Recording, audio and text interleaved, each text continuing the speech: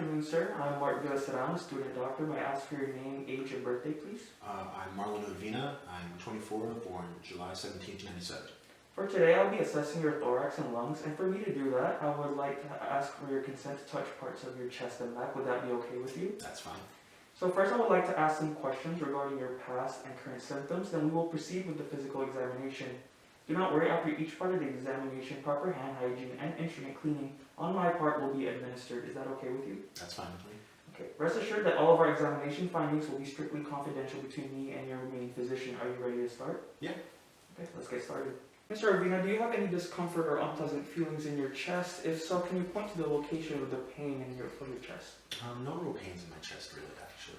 Okay, that's good to hear. How about any difficulty breathing? If so, can you tell me how severe it is and what type of activities you've been doing?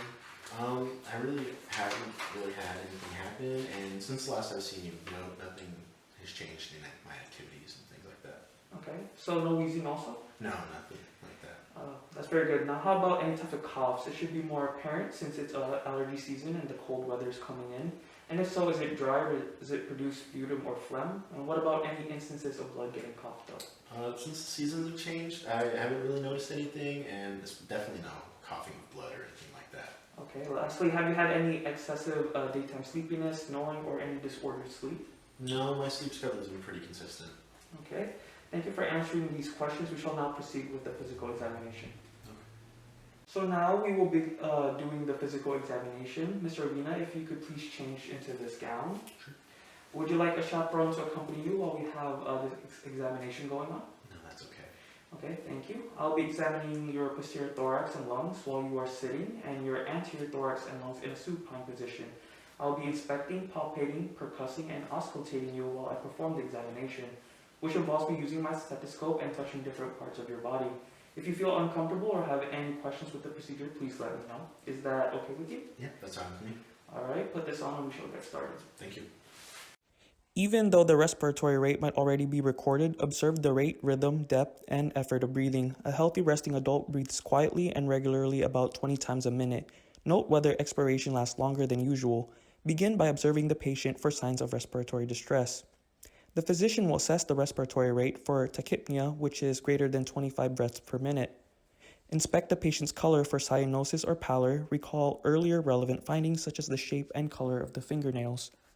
Listen for audible sounds of breathing. Is there audible whistling during inspiration over the neck or the lungs? During inspiration, is there contraction of the accessory muscles, namely the SCM and scalene muscles, or supraclavicular retraction?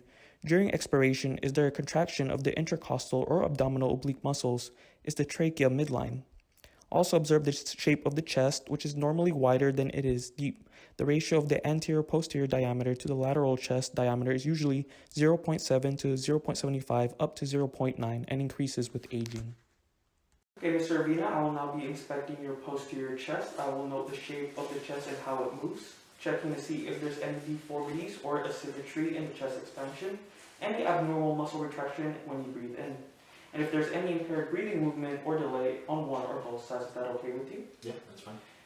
Okay, thank you. And I'll be opening the back of your gown, and can you please position yourself just like this so that I can have a better way of examining you, okay? Okay. Alright, I should get started. Just breathe normally for me, sir.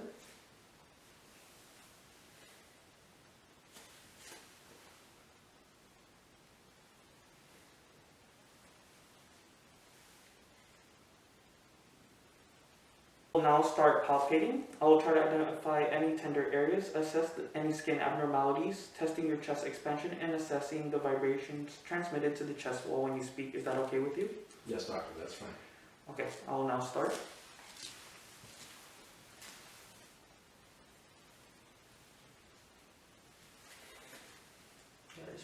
Breathe normally for me, please.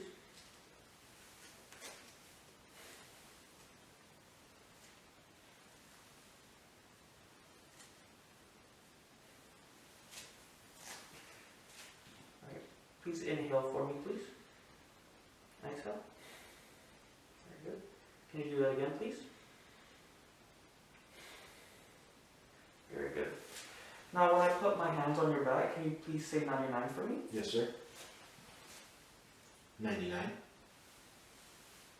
99, 99, 99. Thank you, sir. I will now start percussing. This sets the chest wall and underlying tissues in motion, producing audible sound and palpable vibrations. Is that okay with you? Yes, sir. Okay, I'll now start. Just breathe normally for me, okay?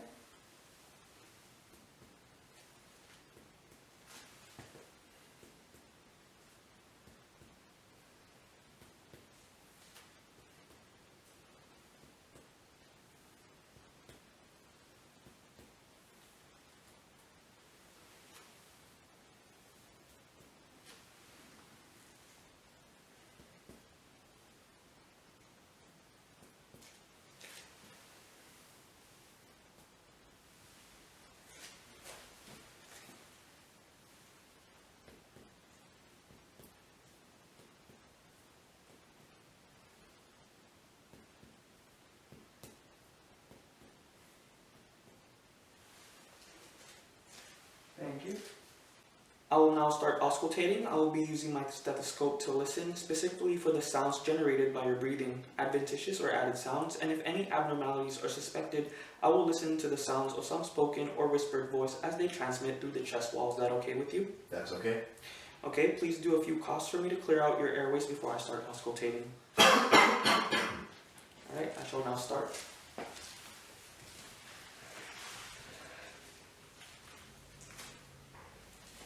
Please breathe in deeply for me.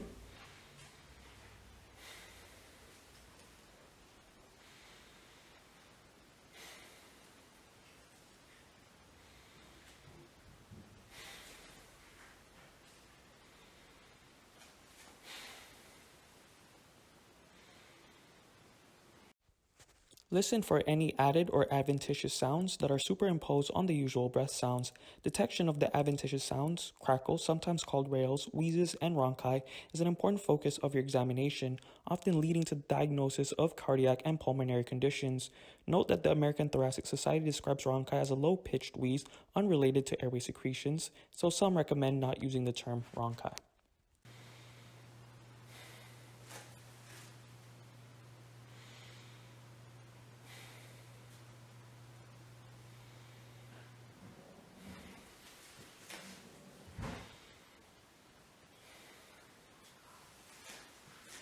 When I place my stethoscope on your back, please say E for me, okay?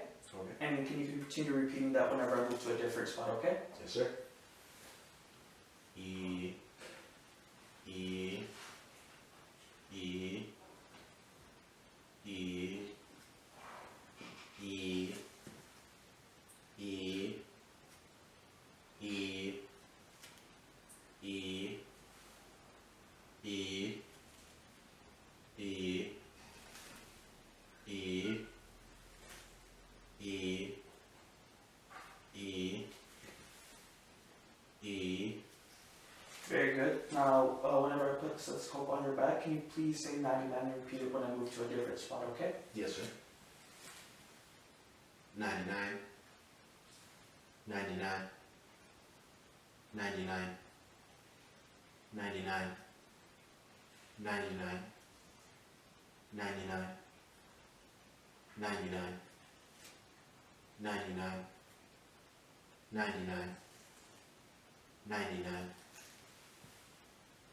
99, 99, 99, 99. Very good. And now, can you please whisper 1, 2, 3 and repeat it when I move to a different spot, okay? Yes, sir.